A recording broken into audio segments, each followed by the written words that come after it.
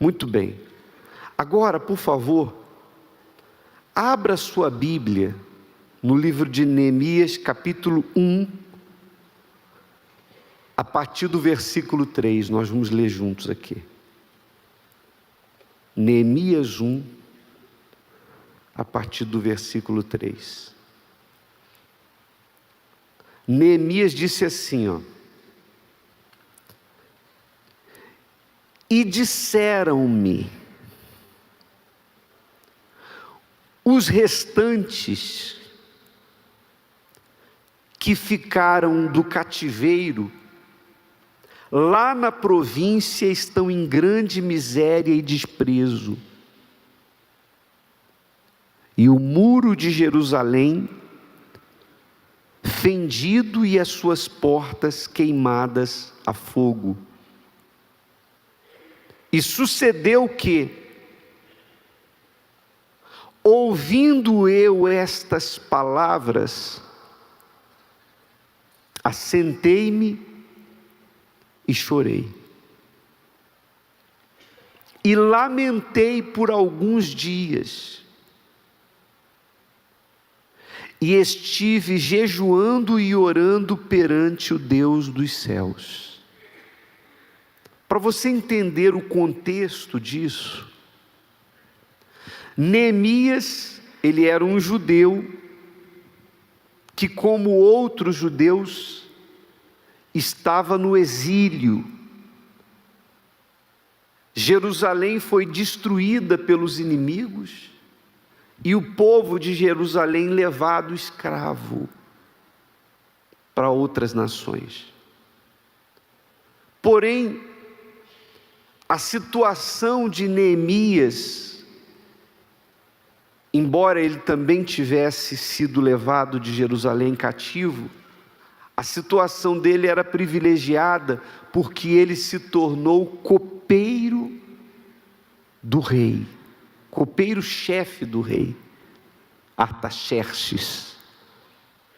O que era o copeiro? Era aquele que tudo que o rei ia beber, era ele que preparava, ele bebia, ele provava antes, para que o rei não fosse envenenado. Então ele tinha um cargo importante, e era homem de confiança do rei Artaxerxes. Mas vieram pessoas de Jerusalém, judeus, que trouxeram para ele notícias da situação de Jerusalém. E as notícias não foram boas. Quem veio disse: olha, os que ficaram lá estão em grande miséria e desprezo.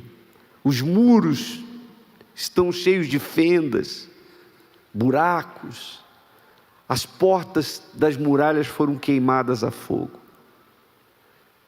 Então, aquela notícia ruim o entristeceu, porque ele era um homem de Deus, mas era humano. Quando você recebe uma notícia ruim, você não comemora?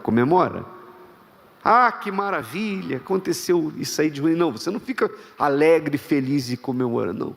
Você sente, e ele sentiu. Ele chorou, inclusive. Ele chorou.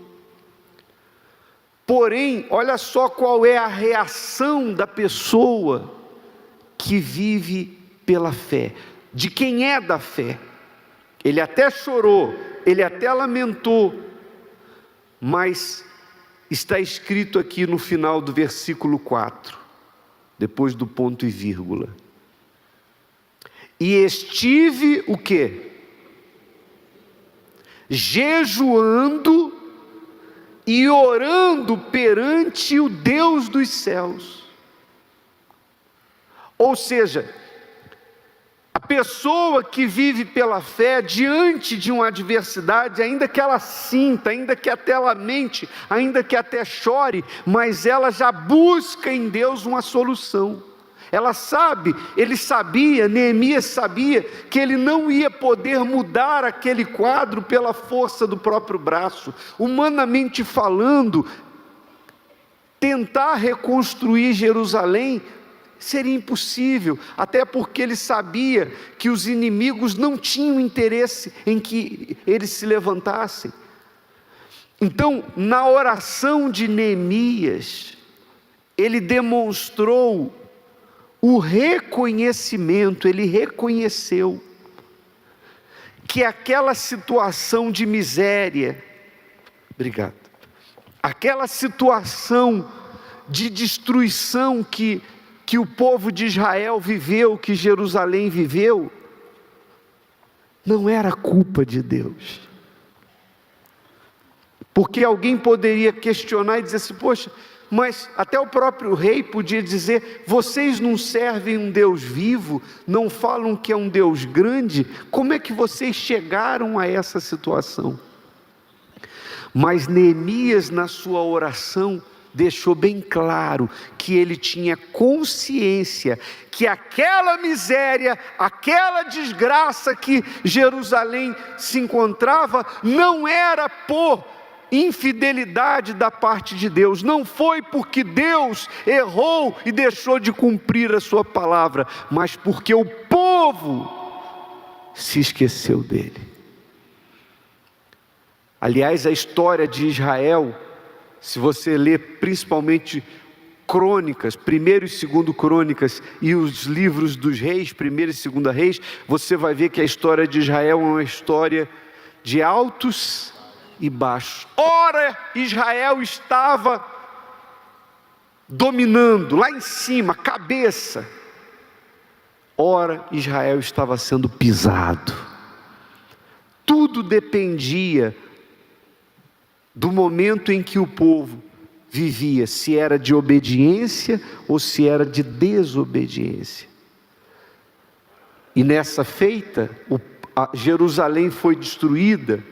Vocês que assistiram a novela O Rico e Lázaro devem se lembrar. Quem assistiu essa novela? Lembra que o povo em Jerusalém dava ouvidos a falsos profetas, ignorava Jeremias, que era o profeta de Deus. O povo apedrejava os profetas de Deus e dava ouvidos a falsos profetas. O povo se corrompeu com a idolatria, deixou entrar em suas casas outros deuses, como diz a Bíblia que eles faziam bolos para a rainha dos céus. A idolatria entrou em Jerusalém. Então, porque eles viraram as costas para Deus e desobedeceram os seus mandamentos, então os inimigos vieram e destruíram tudo. Então Neemias não chegou e falou: ó Senhor, o Senhor tem que mudar esse quadro, o que há? Eu não aceito isso. Não, ele sabia que ele não estava nessa condição, ele estava pedindo misericórdia. Eu sei, Senhor, que o erro foi do nosso povo, não foi o Senhor que errou, foi o nosso povo que se corrompeu. Ou seja, então, quando ele voltou para Jerusalém, não foi apenas para reconstruir muralhas, mas foi para reconstruir a vida espiritual do povo, foi para restabelecer o culto a Deus, foi para colocar Deus de novo no seu devido lugar, foi para tirar as coisas imundas, as coisas sujas e levar o povo a temer a Deus novamente. E esse é o primeiro passo para quem quer, para a pessoa que chega na igreja com a vida destruída e quer reconstruir a vida. O primeiro passo é se consertar com Deus. Se você está aqui, por exemplo, e diz assim: bispo, eu estou com a minha vida destruída, eu estou com a minha vida arruinada, família, saúde, finanças, etc, etc, etc. Mas você está vivendo no adultério, Você está vivendo no pecado, você está com seu coração com mágoa de fulano, de beltrano, tem ódio de pai, de mãe, guarda ressentimento, você vive uma vida ímpia, uma vida injusta, uma vida de pecado, vive uma vida louca, vida de vícios, uma vida errada. Então, não é por acaso que a sua vida está destruída, a causa é esse afastamento de Deus. O primeiro passo para que a sua vida seja restaurada é você reconhecer os seus erros perante Deus e se humilhar diante dele pedindo perdão, fazendo voto de se consertar diante dele. Porque quando você levanta a vida espiritual, todas as outras áreas tendem a levantar também.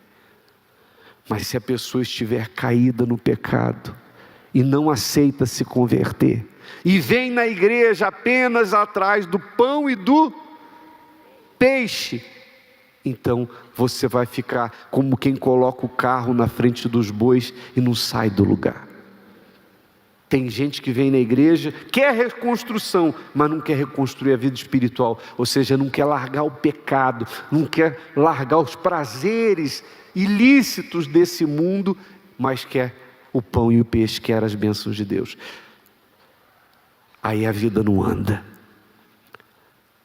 Repara que quando Jesus foi para o deserto e multiplicou pães e peixes, a Bíblia fala de 5.000 homens, sem contar mulheres e crianças. Então você calcula aí para a média de pelo menos 15.000 pessoas no deserto.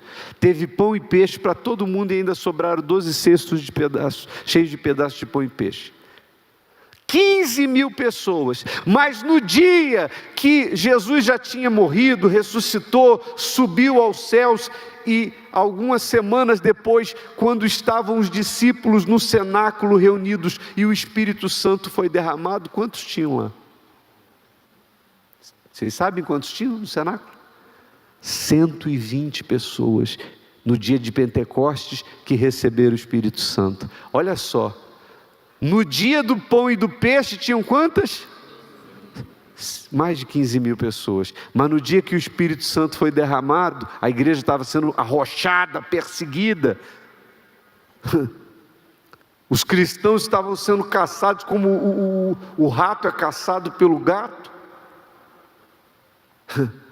Só tinham 120. Cadê os 15.000? Os 15.000 só queriam pão e peixe. Mas poucos entregaram a vida e se fizeram cristãos de fato e de verdade. Hoje em dia muda os personagens, mas a história se repete.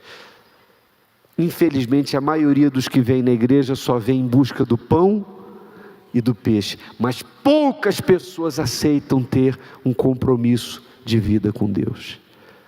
Eu quero fazer a oração para você que diz: não, bispo, eu não quero pão e peixe. Até quero e preciso, porque saco vazio não para em pé. Mas você que diz assim: eu quero comunhão com Deus, eu quero vida com Deus, eu quero obedecer, eu quero conversão sincera, eu quero salvação, eu quero ter o meu... Olha só que lição profunda Davi nos deixou no Salmo 19. Lição para a vida amorosa e para tudo, mas se encaixa muito no relacionamento. Seja você casado, seja você solteiro e vai se preparar para um relacionamento, você tem que carregar essa lição consigo se você quer ser bem-sucedido. Davi disse assim, ó: quem há que possa discernir as próprias faltas? Realmente, né? Pensa bem.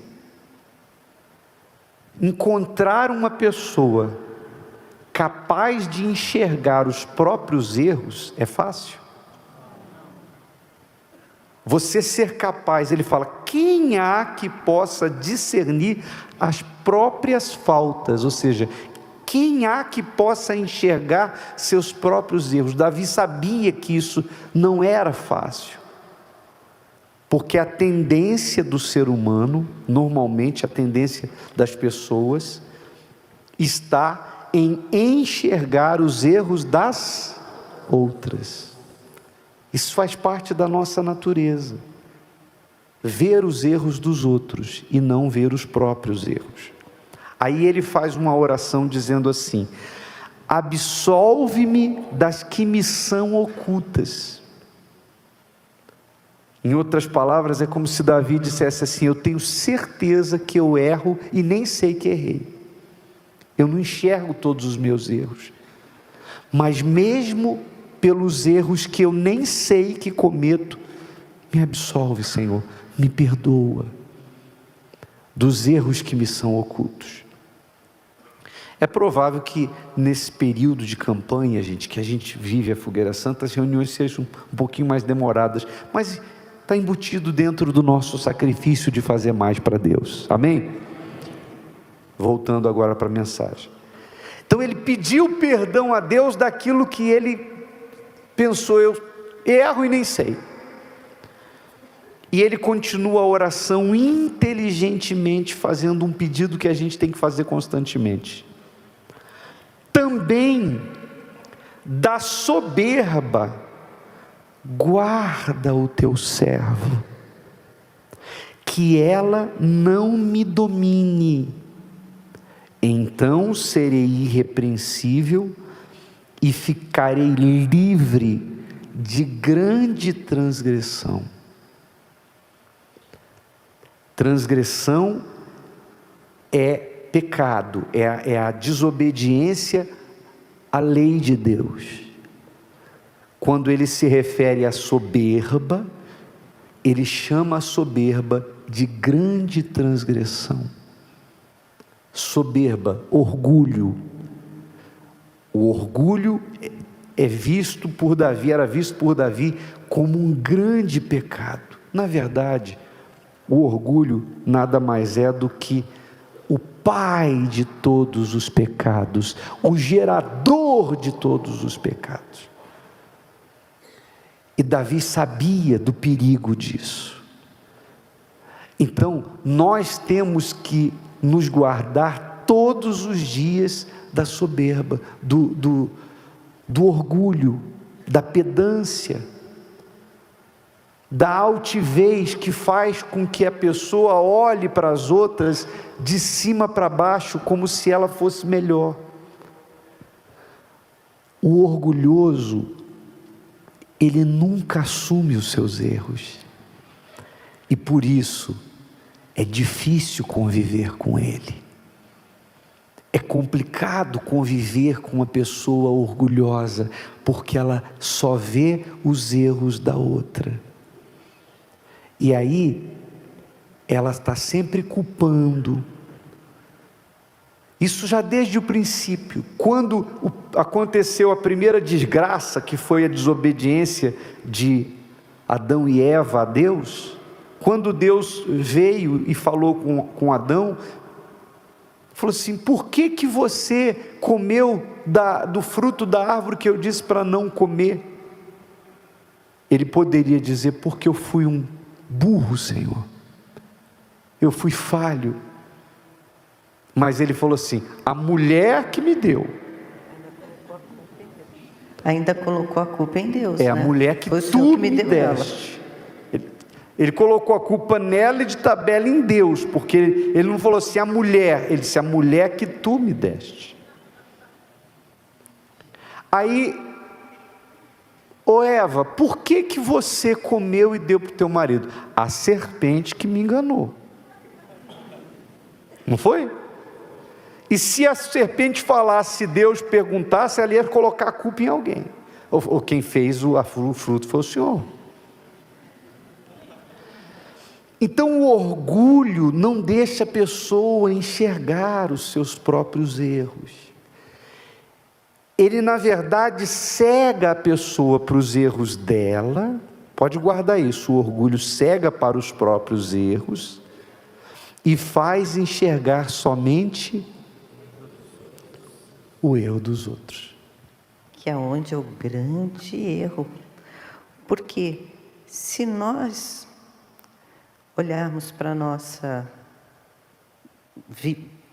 convívio do dia a dia, É isso, a gente sempre vai querer culpar. Mas a gente tem que parar, olhar no espelho e perguntar: onde eu posso melhorar? Isso sem... é o homem que tem que mudar, a mulher não. Onde eu posso mudar? Pergunte a si mesmo: onde eu posso melhorar? O que eu posso fazer para me tornar uma pessoa diferente? Parar de querer sempre colocar no outro a minha culpa. E quando eu paro e vejo isso, onde eu posso melhorar, há um crescimento enorme, porque eu paro para pensar. Errei até hoje, mas o que eu posso? Chega, não vou errar mais. Consciência.